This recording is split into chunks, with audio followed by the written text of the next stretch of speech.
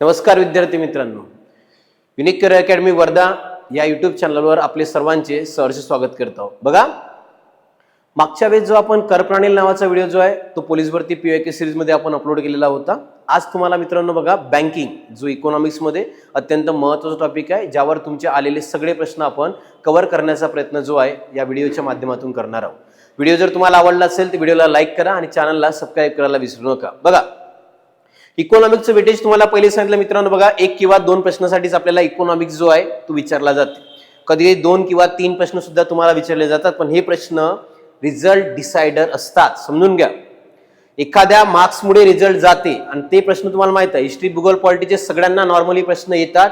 Eco आहे, science आहे, हे असे सब्जेक्ट आहे की ज्या सब्जेक्टमुळे तुमचं बघा रिझल्ट डिसाइडर हे वाले सब्जेक्ट ठरत असतात। 2-3 प्रश्न येतात, पण 2-3 प्रश्न तुम्हाला गेम चेंजर राहत असते। म्हणून बघा, याची पीवायक्यूचं अनालिसिस तुम्ही बरोबर करण्याचा प्रयत्न करा, त्यातूनच याचे प्रश्न जे आहे बऱ्यापैकी सॉल्व्ह होऊन जातात। मॅक्झिमम वेळा प्रश्न तुम्ही एक गोष्ट ऑब्झर्व करा, प्रश्न रिपीट होते, तर त्यामुळे बघा पीवायक्यू जर बरोबर तुम्ही अंडरस्टँड करून ठेवण्याचे प्रयत्न केले तर तुमचे पूर्ण प्रश्न जे आहे याच आधारावर सॉल्व्ह होते, वेगळं करायची गरज राहत नाही। बघा, आजचा जो पहिला प्रश्न आपल्याला विचारण्यात आलेला आहे बघा रे, तो आहे रिझर्व्ह बँक ऑफ इंडियाचे विद्यमान गव्हर्नर यांचे नाव काय? 2024 ला प्रश्न होता। 2024 चे विद्यमान गव्हर्नर कोण आहे हा प्रश्न तुम्हाला विचारण्यात आलेला आहे। बघा, सोलापूर आहे, नाशिक आहे, लातूर आहे, हिंगोली आहे। 25 पेक्षा अधिक वेळा सुद्धा हा प्रश्न आतापर्यंत विचारण्यात आलेला आहे। याचं उत्तर येते बघा, त्यावेळेस म्हणजे 2024 नुसार आहे रे, शक्तिकांत दास। शक्तिकांत दास जे आहे ते आपले 25वे गव्हर्नर जे आहे ते आरबीआय चे राहिलेले आहे, ते होते शक्तिकांत दास। लक्षात ठेवा, सध्या आता लेटेस्ट मध्ये करंट मध्ये लक्षात ठेवा, सध्याच्या कंडिशन मध्ये करंट मध्ये आपले बघा 26वे गव्हर्नर जे बनलेले आहे ते आहे संजय मल्होत्रा। हा करंट अफेअरच्या नियुक्त्यामध्ये सुद्धा मी तुम्हाला टॉपिक कव्हर करून दिलेला होता। 100% कन्फर्म याला प्रश्न येणार का आरबीआय चे सध्या गव्हर्नर कोण आहे? संजय मल्होत्रा। कितवे आहे? 26वे जे गव्हर्नर राहिले आहेत संजय मल्होत्रा राहणार आहे। RBI reserve bank of India याची माहिती आपल्याला असणं आवश्यक राहणार आहे। बघा रे, आरबीआय म्हणजे काय तर रिझर्व्ह बँक ऑफ इंडिया जे लक्षात ठेवा म्हणजे आरबीआय। स्थापना झाली आहे 1 एप्रिल 1935। लक्षात घ्या रे, 1 एप्रिल 1935 ला आरबीआय ऍक्ट 1934 नुसार, तर बघा आरबीआय ऍक्ट 1934 नुसार जे आहे आरबीआय ची स्थापना करण्यात आलेली आहे। तारीख जर म्हटलं तर 1 एप्रिल 1935। हेडक्वार्टर कुठे आहे लक्षात घ्या रे, हेडक्वार्टर जे आहे ते राहणार आहे मुंबई। आरबीआयचं हेडक्वार्टर जे आहे मुंबईला राहणार आहे आणि एक कमिशन होतं बघा, यंग हिल्टन कमिशन। तर यंग हिल्टन कमिशन जे राहणार आहे मित्रांनो यांच्या शिफारशीवरून, तर यंग हिल्टन कमिशन यांच्या शिफारशीवरून लक्षात ठेवा आपल्याला हे जे आहे स्थापन करण्यात आलेलं आहे। कोणती म्हटली? Bank, RBI reserve bank of India. पुढे बघा, याचं राष्ट्रीयकरण लक्षात ठेवा रे, आरबीआयचं राष्ट्रीयकरण कधी झालेलं आहे प्रश्न विचारते 1 जानेवारी 1949। तर 1 जानेवारी 1949 ला मित्रांनो बघा आरबीआयचं राष्ट्रीयकरण करण्यात आलेलं आहे। तर आरबीआयचं राष्ट्रीयकरण 1 जानेवारी 1949, स्थापना 1 एप्रिल 1935, हेडक्वार्टर आहे मुंबईला। आणि याचं बघा यंग हिल्टन कमिशन वरून जी आहे ही बँक स्थापन करण्यात आली आहे, RBI reserve bank of India, भारताची मध्यवर्ती बँक म्हणून कार्य करत असते। तेच तुम्हाला विचारलंय। सध्या गव्हर्नर आहे संजय मल्होत्रा 26वे, ते 24वे लक्षात ठेवा। 24 मध्ये 2024 मध्ये 25वे गव्हर्नर शक्तिकांत दास साहेब जे ते राहिलेले आहे। आता पहिले गव्हर्नर ओव्हरऑल मध्ये आणि भारतीय मध्ये लक्षात घ्या। पहिले जर विचारलं तुम्हाला ते आहे ऑसबॉर्न स्मिथ। तर पहिले गव्हर्नर जर तुम्हाला विचारलं लक्षात ठेवायचं त्यांचं नाव आहे ऑसबॉर्न स्मिथ। तर ऑसबॉर्न स्मिथ जे आहे ते पहिले गव्हर्नर राहिलेले आहे। आणि पहिले भारतीय जर विचारलं मित्रांनो लक्षात ठेवा का पहिले भारतीय गव्हर्नर कोण राहिलेले आहेत, ते आहे रे सी.डी. देशमुख। आरबीआय चे पहिले भारतीय गव्हर्नर विचारलं तर सी.डी. देशमुख, पहिले गव्हर्नर ऑसबॉर्न स्मिथ। आणि सध्या करंट मध्ये 26वे गव्हर्नर जे आत्ताच्या कंडिशन मध्ये संजय मल्होत्रा। कन्फर्म प्रश्न येणार, क्लिअर करून ठेवायचं, समजलाय? चला पुढे नेक्स्ट प्रश्नाकडे जाऊ। हा प्रश्न बघा, सेकंड जो प्रश्न बघा रे, अमरावती ग्रामीण 2024 ला प्रश्न विचारण्यात आलेला आहे। बघा प्रश्न काय, रेपो रेट म्हणजे ज्या व्याज दराने। आता समजून घ्या बघा, रिझर्व्ह बँक जे आपलं पतधोरण ठरवत असते, आपली मॉनिटरी पॉलिसी जी आहे ते दर 2 महिन्याला आपली जारी करते, वर्षात 6 वेळा। म्हणून लक्षात घ्या रेपो रेटचा अर्थ काय, तर रेपो रेट म्हणजे काय लक्षात ठेवायचं आहे, आरबीआय व्यापारी बँकांकडून कर्ज घेते नाहीत। बघा आरबीआय व्यापारी बँकांना कर्ज देते, समजून घ्या. आपली बघा रे आरबीआय जे आहे मध्यवर्ती बँक राहणार आहे, आपली सेंट्रल बँक आहे आरबीआय, आणि एक राहते बघा बँका, ज्याला म्हणतो आपण सार्वजनिक बँका ज्या आहेत त्या राहणार आहे, कमर्शियल बँका किंवा यालाच म्हणते बघा व्यापारी बँका. समजून घ्या. व्यापारी बँकेने आरबीआय कडून कर्ज घेतल्यास, आरबीआय कडून जर व्यापारी बँकेनं कर्ज घेतलं तर यावर लागणारा व्याज म्हणजे होते रेपो रेट. लक्षात ठेवायचा आहे, यावर लागणारा व्याज म्हणजे रेपो रेट लक्षात घ्यायचा आहे. दुसरी गोष्ट बघा इथे प्रश्न आहे, आरबीआय व्यापारी बँकेकडून कर्ज घेते. समजून घ्या. आता पहिल्यांदा आरबीआय कडून व्यापारी बँकेने कर्ज घेतले तर रेपो रेट समजून चला. जर तुम्हाला आरबीआयने व्यापारी बँकेकडून कर्ज घेतलं, बघा आरबीआय व्यापारी बँकेकडून जर कर्ज घेत असेल तर यावर लागणारा व्याज दर म्हणजे होतं रे रिव्हर्स रेपो रेट. लक्षात ठेवा, त्यावर जो व्याज लागते त्याला म्हणते आहे रिव्हर्स रेपो रेट. त्यावर लागणारा व्याजदर जो आहे तो राहणार आहे रिव्हर्स रेपो रेट. तर रेपो रेट आणि रिव्हर्स रेपो रेट, बँकांनी कर्ज घेतलं आरबीआय कडून तर रेपो रेट, आणि आरबीआयनं बँकाकडून कर्ज घेतलं असेल त्यावेळेस रिव्हर्स रेपो रेट जो आहे तो लागत असते. तर अमरावती ग्रामीण 2024 ला प्रश्न आला होता, मॉनिटरी पॉलिसीवर तुम्हाला प्रश्न विचारला गेलेला आहे. चला पुढे तिसरा प्रश्न बघा. हा प्रश्न बघा रे, रत्नागिरी पोलीस 2024 ला मित्रांनो हा प्रश्न विचारण्यात आलेला आहे. प्रश्न का बघा, 1955 मध्ये इम्पेरियल बँकेचे राष्ट्रीयकरण करून तिचे रूपांतर रिकामे जागामध्ये करण्यात आलेले आहे. रत्नागिरी पोलीस 2024 सगळ्यांना माहिती आहे. इम्पेरियल बँक जे आहे ते इम्पेरियल बँकेचं रूपांतर पुढे चालून SBI state bank of India. बघा रे, इम्पेरियल बँकेचं रूपांतर तुम्हाला माहित असायला पाहिजे स्टेट बँक ऑफ इंडिया मध्ये करण्यात आलेलं आहे. काय झालं बघा, सर्वात पहिले होती इम्पेरियल बँक. तर इम्पेरियल बँक जे आहे याची स्थापना झाली होती 1921 ला.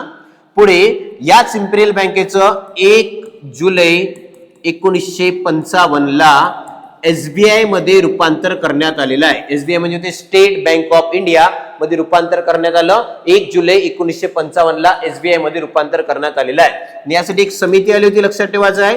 समितीचं नाव आहे रे ए गोरेवाला समिती. लक्षात ठेवा, अखिल भारतीय ग्रामीण पतपाहणी समिती नेमण्यात आलेली होती. त्याचे अध्यक्ष होते ए गोरेवाला, आणि ए गोरेवाला समितीने शिफारस केली होती का इम्पेरियल बँकेचे रूपांतर एसबीआय मध्ये करा.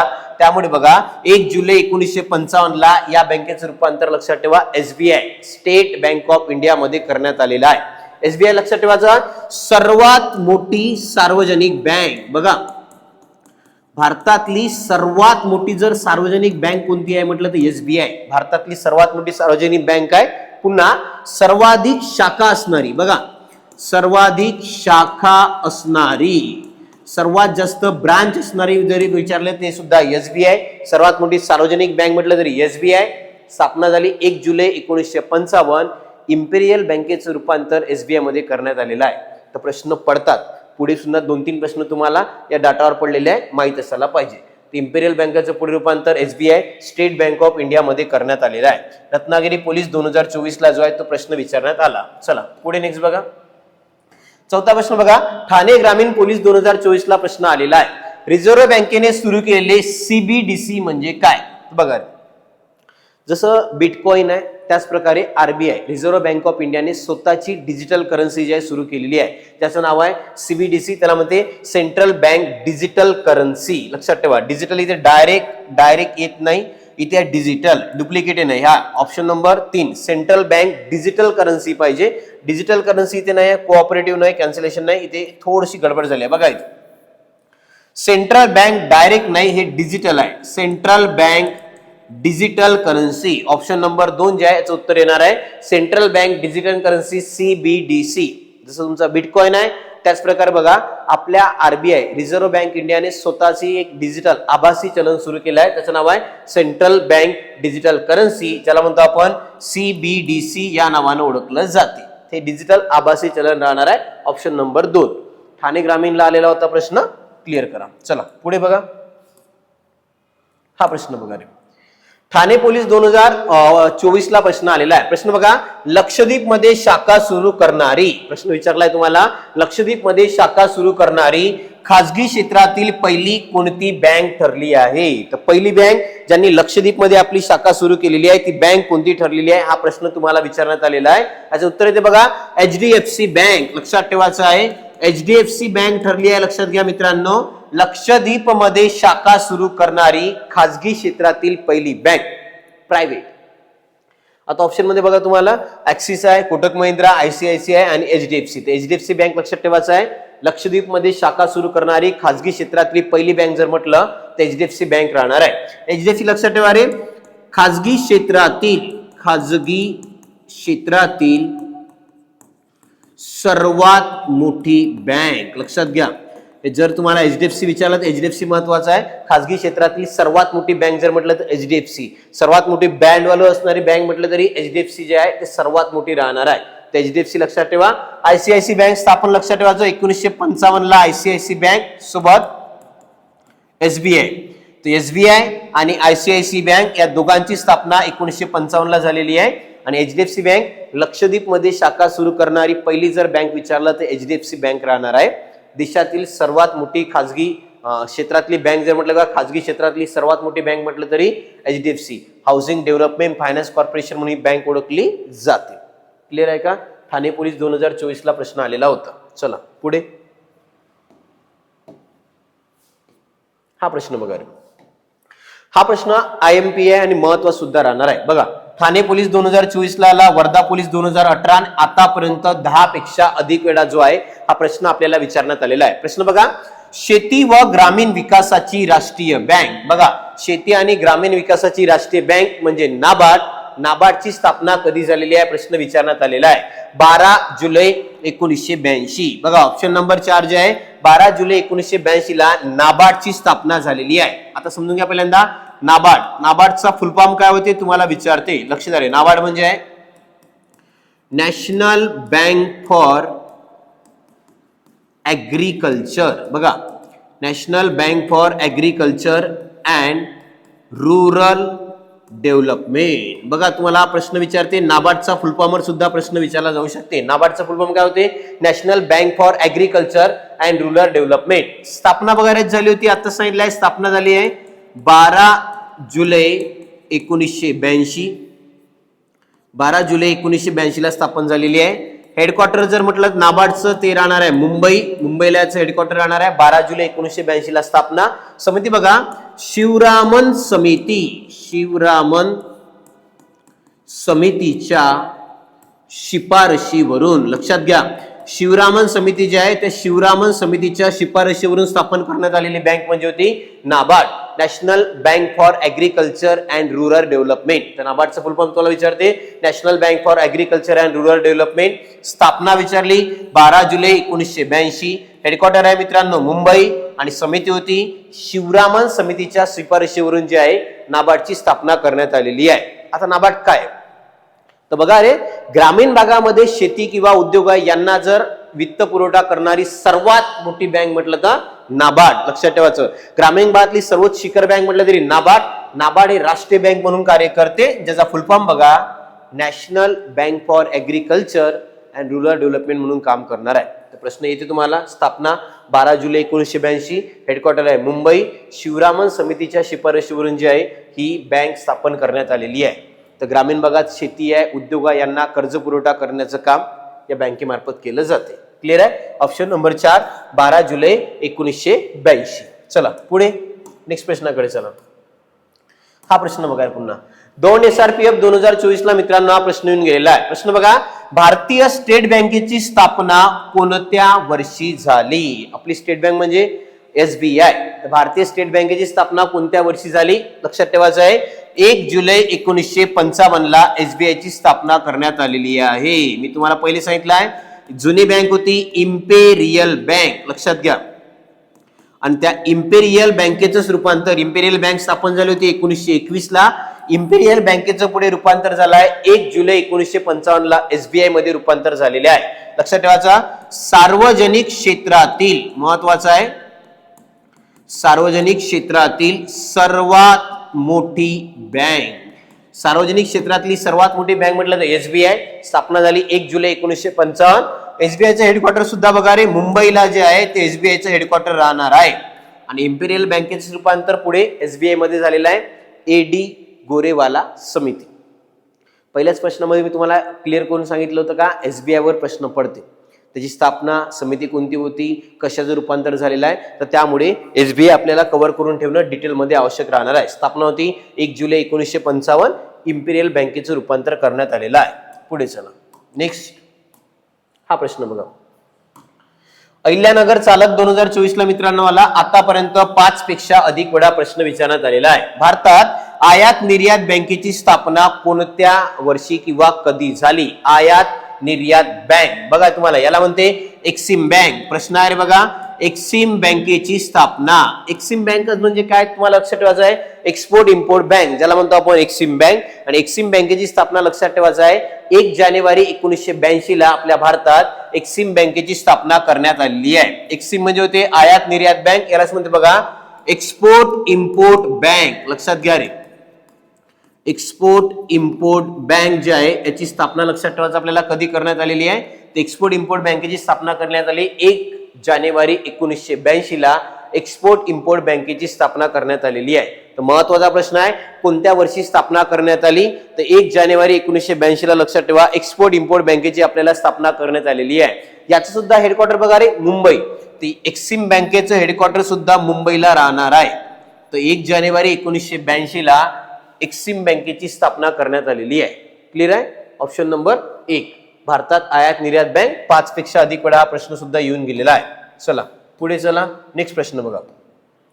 अहिल्यानगर चालक 2024 ला मित्रांनो हा प्रश्न आपल्याला विचारण्यात आलेला आहे. प्रश्न बघा क्रेडिट कार्ड सुरू करणारी भारतातील पहिली बँक कोणती? लक्षात ठेवा पहिली बँक ज्यांनी भारतामध्ये क्रेडिट कार्डची सुरुवात केलेली आहे, तर क्रेडिट कार्ड सुरू करणारी भारतातली पहिली बँक कोणती, तर सेंट्रल बँक ऑफ इंडिया. लक्ष द्या इकडे बघा पंजाब नाही, स्टेट बँक नाही, बँक ऑफ महाराष्ट्र नाही, तयार आहे बघा सेंट्रल बँक ऑफ इंडिया जे आहे मित्रांनो लक्षात ठेवा सेंट्रल बँक ऑफ इंडिया जे आहे क्रेडिट कार्ड सुरू करणारी भारतातली पहिली बँक तिचं नाव आहे सेंट्रल बँक ऑफ इंडिया. पुढे बघा आता महत्वाचा पहिल्या नंबरला एटीएम सुरू करणारी बघा रे एटीएम सुरू करणारी जर म्हटलं पहिली बँक ते आहे HSBC 1987 ला लक्षात ठेवा HSBC बँकेने पहिल्यांदा एटीएम सुरू केलेला आहे. एटीएम सुरू करणारी HSBC. पुढे बघा इंटरनेट बँकिंग सुरू करणारी इंटरनेट बँकिंग कोणत्या बँकेने सुरू केलं आहे ते वैरे ICICI. ICICI लक्षात ठेवा ICICI बँक जी आहे इंटरनेट बँक सुरू करणारी पहिली बँक ICICI. एटीएम सुरू करणारी HSBC 1987 ला एटीएम सुरू करणारी पहिली बँक जर म्हटलं तर HSBC. क्रेडिट कार्ड सुरू करणारी पहिली bank central bank of India जे आहे ते क्रेडिट कार्ड सुरू करणारी भारतातली पहिली बँक जर विचारलं central bank of India credit card सुरू करणारी पहिली बँक. तर प्रश्न येऊ शकते क्रेडिट कार्ड सुरू करणारी पहिली बँक विचारली आहे सेंट्रल बँक ऑफ इंडिया जे आहे ते क्रेडिट कार्ड सुरू करणारी आपली पहिली बँक राहणार आहे. अहिल्यानगरला प्रश्न आला होता महत्वाचा आहे. चला पुढे नेक्स्ट प्रश्नाकडे जाऊ. नेक्स्ट बघा रे अहिल्यानगर चालक 2024 ला हा प्रश्न आलेला आहे जॉन एड्रियन शेपर्ड बॅरन. आता हे बघा मोठं नाव आहे तुम्हाला जॉन एड्रियन शेपर्ड बॅरन हे कशा संबंधित आहे, त्याचं उत्तर आहे बघा एटीएम संबंधी बघा जॉन एड्रियन शेपर्ड बॅरन. लक्षात ठेवायचं आहे जॉन एड्रियन शेपर्ड बॅरन आणि यांच्या टीमने बघा यांच्या इंजिनियरची जी टीम होती यांनी एटीएमचा शोध लावला. एटीएम म्हणजे होते ऑटोमोटेड बघा teller machine. Automated teller machine जे आहे त्याला म्हणते एटीएम. लक्षात ठेवायचं एटीएम म्हणजे ऑटोमोटेड टेलर मशीन जे आहे एटीएमचा शोध लक्षात ठेवा जॉन एड्रियन शेपर्ड बॅरन या व्यक्तीने लावलेला होता. जॉन एड्रियन शेपर्ड बॅरन यांनी एटीएमचा शोध लावला त्यामुळे बघा यांचं नाव एटीएम संबंधी राहणार आहे. एटीएमचा फुल फॉर्म आहे ऑटोमोटेड टेलर मशीन म्हणून लक्षात ठेवा एटीएम ओळखला जाते automated teller machine. Option number 2 लक्षात ठेवा John Adrian Shepherd Barron ATM संबंधी यांचं नाव राहणार आहे. अहिल्यानगर चालक 2024. नेक्स्ट प्रश्न बघा आता पुढे चला. हा प्रश्न बघा ठाणे ग्रामीण चालक 2024 ला प्रश्न येऊन गेलाय. प्रश्न काय बघा बँकिंग नियमन कायदा 1949 साली अंमलात आला. बरोबर आहे बँकिंग रेग्युलेशन ऍक्ट समजून घ्या. भारतामध्ये बँकिंग रेग्युलेशन ऍक्ट 1949 ला करण्यात आला आणि यानुसार बघा सर्व बँकांवर नियंत्रण ठेवण्याचा अधिकार आरबीआयला देण्यात आलेला आहे. म्हणजे त्याला बँकिंग रेग्युलेशन ऍक्ट 1949, बँकिंग नियमन कायदा 1949 साली अंमलात आला. नंबर 2, भारतीय रिझर्व्ह बँकेची स्थापना 1 एप्रिल 1934 रोजी झाली. तर 34 नाही आहे रे, 1 एप्रिल 1935 रोजी झालेली आहे. याचा अर्थ ऑप्शन नंबर बी जे आहे ते चुकीचं राहणार आहे, ऑप्शन नंबर ए जे आहे ते करेक्ट राहणार आहे. फक्त अ बरोबर. तुम्हाला माहित आहे आरबीआयची स्थापना 1 एप्रिल 1935, कायदा ऍक्ट कधी आला म्हटलं लक्षात ठेवा, आरबीआय ऍक्ट 1934 आणि कमिशन विचारते यंग हिल्टन कमिशन. तर बघा रे, यंग हिल्टन कमिशन जे भारतामध्ये आलेलं होतं, या यंग हिल्टन कमिशनच्या शिफारशीनेच बघा 1 एप्रिल 1935 ला आरबीआयची स्थापना करण्यात आली. ऍक्ट आला 1934 ला. हेडक्वार्टर जर म्हटलं का कुठे आहे तर मुंबईला लक्षात ठेवा आरबीआयचं हेडक्वार्टर राहणार आहे. तर बँकिंग रेग्युलेशन ऍक्ट 1949 ला बरोबर आहे. आरबीआयची स्थापना 34 ला नव्हता, 1 एप्रिल 1935 ला रिझर्व्ह बँक ऑफ इंडिया यांची स्थापना करण्यात आलेली आहे. तर त्यामुळे महत्वाचं राहते 1 एप्रिल 1935, ऍक्ट आलाय 1934. कमिशन जर म्हटलं बघा रे यंग हिल्टन कमिशन आणि हेडक्वार्टर म्हटलं तर मुंबई. ऑप्शन नंबर 1 येते, 11चं फक्त अ बरोबर येणार आहे. चला नेक्स्ट प्रश्न बघा. हा प्रश्न बघा, भंडारा पोलीस 2024 ला जो आहे मित्रांनो, हा प्रश्न तुम्हाला विचारण्यात आलेला आहे. वित्तीय समावेशन सूचकांक, लक्षात घ्या रे, वित्तीय समावेशन सूचकांक कोणत्या संस्थेने विकसित आणि प्रकाशित केला आहे? तर वित्तीय समावेशन सूचकांक ज्या संस्थेने चालू केला ती आहे RBI, reserve bank of India. लक्षात ठेवायचा आहे, हा निर्देशांक जारी करते. यामध्ये बघा रे 0 ते 100 पर्यंतचे जे गुण जे आहे दिले जात असतात, तर तो जो निर्देशांक आहे वित्तीय समावेशन सूचकांक RBI, reserve bank of India मार्फत जारी केला जाते. वित्तीय समावेशन सूचकांक आरबीआय जारी करते, ज्यामध्ये बघा 0 ते 100 पर्यंत गुण दिले जातात. तर भंडारा पोलीसला प्रश्न आला कोण जारी करते किंवा कोणी विकसित केला? तर आरबीआय. पुढे बघा रे SEBI, security exchange and board of India, SEBI. लक्षात ठेवा सेबीची स्थापना विचारली तर 1988 आणि वैधानिक दर्जा, लक्षात ठेवा सेबीला जो आहे वैधानिक दर्जा कधी देण्यात आला? 1992 ला सेबीला वैधानिक दर्जा देण्यात आलेला आहे. स्थापना 1988, वैधानिक दर्जा 1992. पुढे आली नाबार्ड. नाबार्डची स्थापना बघा 12 जुलै 1982. 12 जुलै 1982 ला शिवरामन समितीच्या शिफारशीवरून नाबार्डची स्थापना करण्यात आलेली आहे. नाबार्ड म्हणजे national bank for agriculture and rural development. नाबार्डची स्थापना 12 जुलै 1982. नीती आयोग बघा रे 1 जानेवारी 2015. तर 1 जानेवारी 2015 ला नियोजन आयोगाच्या जागी नीती आयोगाची स्थापना करण्यात आलेली आहे. बघा नीती आयोग 1 जानेवारी 2015, नाबार्ड आहे 12 जुलै 1982, सेबीची स्थापना होते 1988 ला, वैधानिक दर्जा 1992 आणि RBI reserve bank of India स्थापना 1 एप्रिल 1935 ला आरबीआयची स्थापना झालेली आहे. आणि हा जो सूचकांक आहे वित्तीय समावेशन सूचकांक आरबीआय जारी करते, ज्यामध्ये 0 ते 100 पर्यंत गुण दिले जातात. क्लिअर आहे? तिने याची माहिती करून ठेवा, महत्वाचं आहे. चला पुढे नेक्स्ट प्रश्नाकडे चला. हा प्रश्न बघा रे, हा प्रश्न तुम्ही बघा धुळे पोलीसला आला. मीरा भाईंदर, वसई विहार 10 पेक्षा अधिक वेळा आतापर्यंत प्रश्न विचारण्यात आलेला आहे. प्रश्न बघा, या बँकेचे राष्ट्रीयकरण होऊन तिचे रूपांतर भारतीय स्टेट बँकेत झालेले आहे. हा तिसऱ्यांदा प्रश्न रिपीट झाला, माहित आहे तुम्हाला, लक्षात ठेवायचा आहे. इम्पेरियल बँक, तर इम्पेरियल बँकेच लक्षात ठेवा, इम्पेरियल बँक स्थापन झाली होती 1921 ला आणि याच पुढे रूपांतर बघा रे 1 जुलै 1955 ला SBI state bank of India मध्ये करण्यात आलेला आहे. तर 1 जुलै 1955 ला एसबीआय मध्ये रूपांतर झाले इम्पेरियल बँक. इम्पेरियल बँकेची स्थापना 1921, एसबीआय ची स्थापना 1 जुलै 1955. एडी गोरेवाला समितीवरून लक्षात घ्या एसबीआय ची स्थापना करण्यात आलेली आहे. 10 पेक्षा अधिक वेळा प्रश्न विचारलाय, महत्वाचा आहे. इम्पेरियल बँक एसबीआय ला ऑलरेडी आपण 2-3 वेळा डिस्कस केलेला आहे, तर तुम्ही पाठीमागे त्याला कव्हर करून ठेवा, तेच कामाचं राहते. चला पुढे नेक्स्ट प्रश्न बघा. हा बघा रे, नाबार्डचे मुख्यालय कुठे आहे? नाबार्ड चंद्रपूर बॅट्समॅन, त्याच्यानंतर आहे सोलापूर शहर आणि 10 पेक्षा अधिक वेळा सुद्धा हा प्रश्न आतापर्यंत विचारण्यात आलेला आहे. प्रश्न बघा, नाबार्डचे मुख्यालय कुठे आहे? तर नाबार्ड जे याचं मुख्यालय कुठे आहे तुम्हाला प्रश्न विचारण्यात आलेला आहे. नाबार्डचं मुख्यालय रे मुंबई. मुंबईला जे आहे ऑप्शन नंबर 2 नाबार्डचं मुख्यालय राहणार आहे. पुन्हा सांगतो बघा, नाबार्डचं फुल फॉर्म बघून घ्या रे. नाबार्ड म्हणजे होते national bank for agriculture and rural development. लक्षात घ्यायचं आहे. नाबार्डचा फुल फॉर्म जर विचारला तुम्हाला, national bank for agriculture and rural development. स्थापना झाली याची लक्षात घ्या. स्थापना होते 12 जुलै 1982 ला याची स्थापना करण्यात आलेली आहे. हेडक्वार्टर जर विचारलं तुम्हाला, मुंबईला हेडक्वार्टर आहे. आणि समिती बघा, शिवरामन समितीच्या शिफारशीवरून. बघा, शिवरामन समितीच्या शिफारशीवरून. शिवरामन समिती जी आहे त्या शिवरामन समितीच्या शिफारशीवरून लक्षात ठेवायचं आहे नाबार्डची स्थापना करण्यात आलेली आहे. नाबार्ड म्हणजे national bank for agriculture and rural development. स्थापना 12 जुलै 1982. हेडक्वार्टर आहे मुंबई आणि शिवरामन समितीच्या शिफारशीवरून याची स्थापना करण्यात आलेली आहे. तर ग्रामीण भाग आहे, शेती आहे, याच्या संबंधी जे मोठ्या प्रमाणात कर्ज पुरवठा करणारी शिखर बँक म्हणून नाबार्ड आपल्या इथे काम करते. 10 पेक्षा अधिक वेळा प्रश्न केला, महत्वाचा राहणार आहे. मुंबईला त्याचं हेडक्वार्टर राहते. चला नेक्स्ट प्रश्नाकडे जाऊ. पुढचा प्रश्न बघा. हा प्रश्न सिंपल आहे. 20 पेक्षा अधिक वेळा आतापर्यंत याला 3 ते 4 वेळा हा प्रश्न आपण डिस्कस केलेला आहे. प्रश्न बघा रे, भारतात रिझर्व्ह बँकेची स्थापना कधी करण्यात आली? तर 1 एप्रिल 1935 ला RBI, reserve bank of India.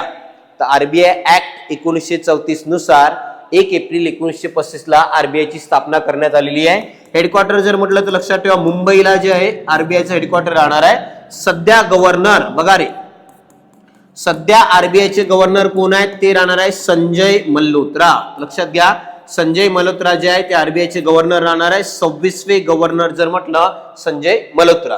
पहिले ऑस्बॉर्न स्मिथ आणि पहिले भारतीय जर गव्हर्नर पहिले व्यक्ती कोण होते विचारलं, त्यांचं नाव आहे रे सी.डी. देशमुख. आरबीआयचे पहिले भारतीय गव्हर्नर सी.डी. देशमुख राहणार आहे. आरबीआयने 3 देशाची बँक म्हणून काम केलं आहे रे. भारत आहे, पाकिस्तान आणि म्यानमार. 3 देशाची बँक म्हणून आरबीआयने काम करण्यात आलेलं आहे. आणि सध्या गव्हर्नर आहे संजय मल्होत्रा. 26वे आरबीआयचे गव्हर्नर राहिलेले आहे संजय मल्होत्रा. स्थापना 1 एप्रिल 1935. क्लिअर आहे? पुढे चला.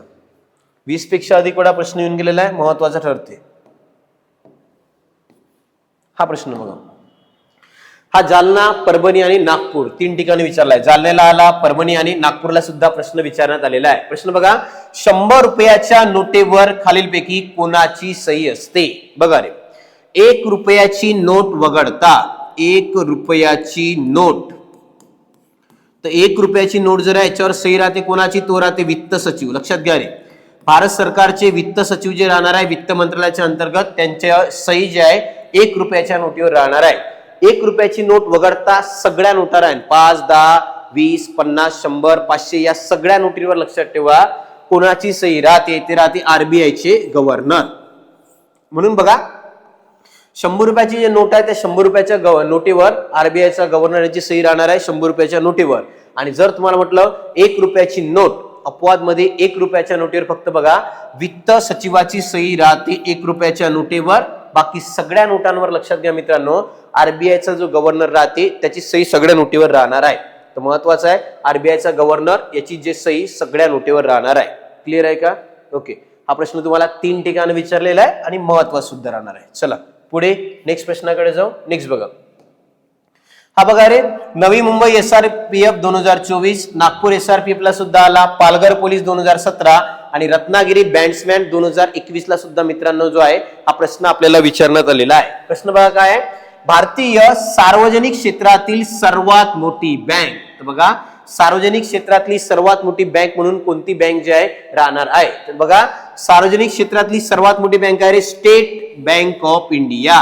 सार्वजनिक मध्ये बघा, आरबीआय सार्वजनिक क्षेत्रातली बँक नाही, आरबीआय आपली आहे मध्यवर्ती बँक. तिथे रिझर्व्ह बँक येणार नाही. बघा रे, हे तर मध्यवर्ती बँक किंवा सेंट्रल बँक राहणार आहे. आरबीआय एक तर मध्यवर्ती बँक किंवा सेंट्रल बँक, तर 2 आहे लक्षात ठेवायचं. एक तर मध्यवर्ती बँक किंवा सेंट्रल बँक जर म्हटलं तर आरबीआय. सार्वजनिक क्षेत्रातली म्हणजे बघा, सार्वजनिक सरकारी सर्वात मोठी बँक जर कोणती म्हटलं ती राहणार आहे एसबीआय. आणि खाजगी जर तुम्हाला विचारलं सर्वात मोठी खाजगी बँक कोणती, तिचं नाव आहे HDFC. Housing development finance corporation लक्षात ठेवा. HDFC भारतातली सर्वात मोठी खासगी बँक HDFC, सार्वजनिक आहे SBI, सेंट्रल किंवा मध्यवर्ती बँक जर विचारलं मित्रांनो ते येणार RBI, reserve bank of India. तर सार्वजनिक क्षेत्रातली सर्वात मोठी बँक आहे state bank of India.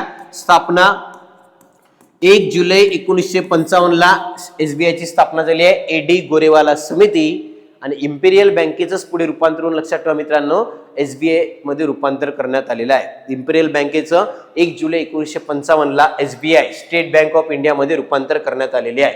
Option number 2, 17चं 2. पुढे नेक्स्ट प्रश्न बघा.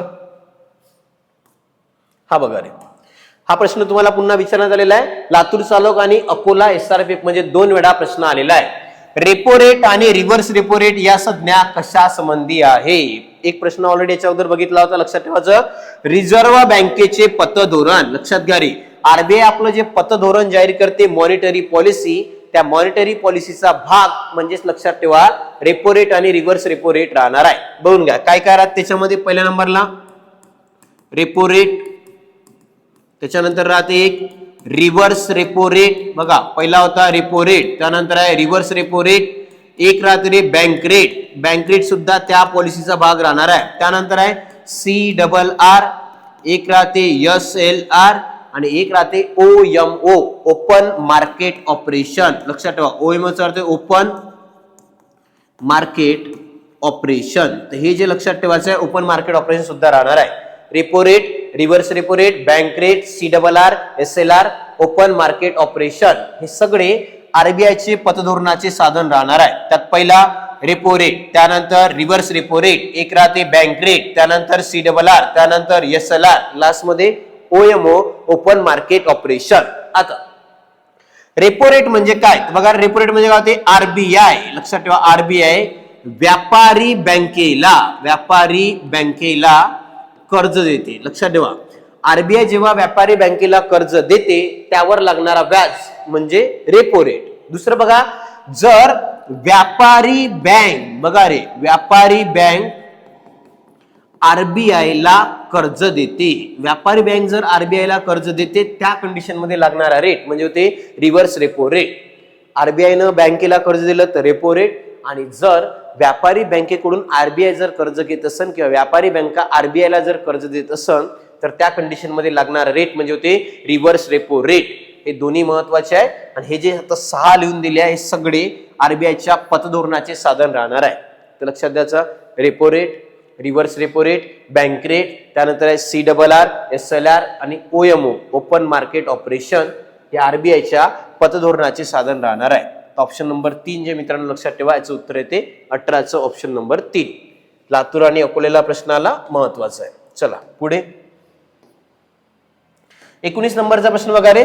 मीरा भाईंदर आणि वसई विहार पोलीस 2023 ला प्रश्न तुम्हाला विचारण्यात आलेला आहे. प्रश्न बघा, देशातील पहिले डिजिटल बँकिंग राज्य कोणते बनले आहे. डिजिटल बँकिंग, तर डिजिटल वाला केरळ. असे राज्य जे छोटे मोठे राज्य तुम्हाला डिजिटल अग्रेसर वाला राज्य जे आहे ते आहे केरळ. तर पहिल्यांदा देशातील पहिले डिजिटल बँकिंग राज्य कोणते, केरळ. आणि जर विचारलं जिल्हा, विचार लक्षात ठेवा जिल्हा जर म्हटलं तर त्रिशूर केरळ. तर बघा देशातला पहिला जिल्हा जो डिजिटल बँकिंग जिल्हा बनलेला आहे तो होता त्रिशूर केरळ. याच्याच पासून प्रेरणा घेऊन बघा केरळ पुढे बघा देशातले पहिले डिजिटल बँकिंग राज्य बनलेलं आहे. तर भारत देशातील पहिले डिजिटल बँकिंग राज्य केरळ आणि देशातला पहिला डिजिटल बँकिंग जिल्हा जर म्हटलं त्रिशूर. त्रिशूर जो आहे पहिला डिजिटल बँकिंग जिल्हा. आणि जर तुम्हाला राज्य विचारलं तर केरळ. केरळ जे आहे रे पहिलं डिजिटल बँकिंग राज्य बनलेलं आहे. 19चं ऑप्शन नंबर 1. चला पुढे नेक्स्ट प्रश्न बघा. हा प्रश्न बघा रे, ठाणे ग्रामीण पोलीस 2023 ला जो आहे आपल्याला प्रश्न विचारण्यात आलेला आहे. बघा भारतीय रुपयाचे चलन चिन्ह जो आपला रुपया जे आहे त्याचा साइन सिम्बॉल जो आहे कोणी डिझाईन केलेला आहे. हा साइन अशा प्रकारे जो साइन राहते ना हा कोणी डिझाईन केला ते होतं उदय कुमार. लक्षात ठेवा उदय कुमार यांनी 2010 ला लक्षात ठेवायचं आहे रुपयाचे चिन्ह डिझाईन केले. रुपया जे आहे त्या रुपयाच्या चिन्हाला डिझाईन करणारे व्यक्ती जर म्हटलं कोणते राहिले आहे तर रुपयाच्या चिन्हाला डिझाईन करणारे लक्षात ठेवा उदय कुमार. उदय कुमार यांनी 2010 ला रुपयाचे चिन्ह डिझाईन केलेले आहे. एक स्पर्धा झाली होती त्या स्पर्धेमध्ये वेगवेगळ्या व्यक्तींना रुपयाचे चिन्ह जे आहे ते पाठवायला लावलं होतं. त्यामधून बेस्ट जे चिन्ह आलं ते निवडण्यात आलं. ते चिन्ह होतं बघा, उदय कुमार यांनी डिझाईन केलेलं हे रुपयाचं चिन्ह जे आहे याला आपल्या इथे निवडण्यात आलेलं आहे. म्हणून बघा, उदय कुमार यांनी भारताच्या रुपयाचे चिन्ह जे आहे ते तयार केलं किंवा डिझाईन तयार केलेली आहे. वर्ष होतं 2010. रघुराम राजन आरबीआयचे गव्हर्नर आलेले आहे. एम एस स्वामीनाथन तुम्हाला माहित आहे, एम एस स्वामीनाथन भारताच्या हरित क्रांतीचे जनक. तर रुपयाचे चिन्ह डिझाईन करणारे बघा रे उदय कुमार, ऑप्शन नंबर 2, ज्यांनी रुपयाच्या चिन्हाला डिझाईन केलेलं आहे. क्लिअर आहे. चला पुढच्या प्रश्नाकडे चला. नेक्स्ट प्रश्न बघा, हा कोल्हापूर SRPF 2023 ला प्रश्न बनलेला आहे. प्रश्न काय बघा रे, ब्लूमबर्ग अहवालानुसार 2023 मध्ये ही भारतीय बँक जगातील सर्वात मौल्यवान बँकांपैकी एक बँक ठरलेली आहे. बघा, मोस्ट ट्रस्टेड व्हॅल्यू बँक किंवा सर्वाधिक मौल्यवान बँकांपैकी एक जर बँक कोणती ठरली आहे ती बँक आहे रे HDFC. मी पहिले सांगितलं आहे भारतातली सर्वात मोठी, बघा भारतातील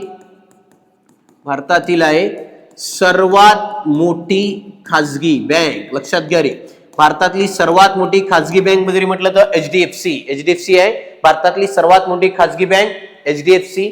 सार्वजनिक जर म्हटलं तर लक्षात ठेवा SBI, भारतातली सर्वात मोठी सार्वजनिक बँक जे राहणार आहे SBI. मध्यवर्ती बँक म्हटलं तर RBI, reserve bank of India. तर 2023च्या ब्लूमबर्ग अहवालानुसार सर्वात ट्रस्टेड किंवा मौल्यवान बँडवाली जर कोणती बँक आहे HDFC, भारतातली सर्वात मोठी खाजगी बँक सुद्धा आहे आणि सर्वात मौल्यवान बँकेचा दर्जा भारतातल्या या बँकेला मिळालेला आहे, HDFC housing development finance corporation. Clear आहे. चला पुढे नेक्स्ट प्रश्न बघा, हा बघा रे कुसळगाव पोलीस 2023 ला मित्रांनो हा प्रश्न आलेला आहे. आरबीआयच्या पतनियंत्रणाची संख्यात्मक साधने कोणती? मी आता सांगितलं आहे, थोड्या वेळा पहिलेच आपण बोललाय का पतनियंत्रणाची काही साधने सांगितली होती का ज्याने आपल्या मॉनिटरी पॉलिसी आरबीआय कंट्रोल करते. त्यामध्ये बघा, पहिला येत आहे रेपो रेट, त्यानंतर आहे बँक रेट. याचं उत्तर आहे ते वरीलपैकी दोन्ही जे आहे पतनियंत्रणाचे साधन राहणार आहे. रेपो रेट मी तुम्हाला सांगितलं बघा, आरबीआय व्यापारी बँकेला, लक्षात ठेवा आरबीआय व्यापारी बँकेला काय देते? कर्ज देते. तर आरबीआय बघा व्यापारी बँकेला कर्ज देते, या कर्जावर लागणारा दर म्हणजे रेपो दर. असंच बघा, आरबीआय व्यापारी बँकेला कर्ज देते, पण जर ते कर्ज दीर्घकालीन देत असेल तर दीर्घकालीन कर्जावर लागणारा व्याज म्हणजे राहते बँक दर. ते दोन्ही लक्षात ठेवा, आरबीआय जेव्हा कर्ज देते त्यावर लागते, पण एक दीर्घकालीन दिलं तर बँक दर आणि कमी कालावधीसाठी रेपो दर. हे दोन्ही बघा, वरील दोन्ही लक्षात ठेवायचं आहे. आरबीआयच्या पतनियंत्रणाची संख्यात्मक साधने राहणार आहे. तर वरील दोन्ही 1 आणि 2. क्लिअर आहे. कुसळगाव पोलीस 2023 ला प्रश्न आलेला आहे. वरील दोन्ही याचं उत्तर येणार. पुढे चला, हा प्रश्न बघा, 14 बँकेचे राष्ट्रीयकरण या पंचवार्षिक योजनेत करण्यात आलेले आहे. बघा रे, हा वर्धा चालक 2023 ला प्रश्न आला. 5 पेक्षा अधिक वेळा सुद्धा आतापर्यंत प्रश्न विचारण्यात आलेला आहे. पहिल्या, दुसऱ्या, तिसऱ्या, चौथ्या, ऑप्शन नंबर आहे 4. चौथ्या